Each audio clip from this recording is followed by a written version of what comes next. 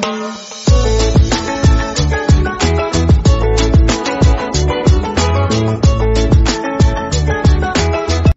The lord. ప్రభు అయిన యేసుక్రీస్తు వారు ఈరోజు మనకు అందిస్తున్నటువంటి వాగ్దానం సామెతలు 11వ అధ్యాయం 22వ వచనం. వివేకి అయిన వాడు మౌనముగా నుండును, దుర్మార్గులు నిశ్చయముగా శిక్షింపబడతారు అనేది సత్యం. మంచి వాళ్ళ స్వతంత్రులుగా చేయబడతారు.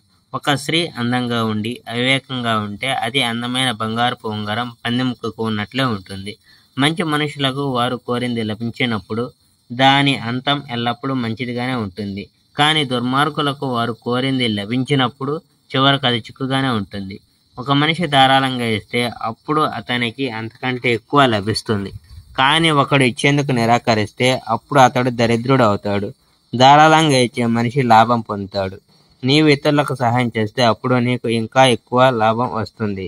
తన ధాన్యం అమ్మేందుకు నిరాకరించే దురాశ గల మనిషి మీద ప్రజలు కోపగిస్తారు.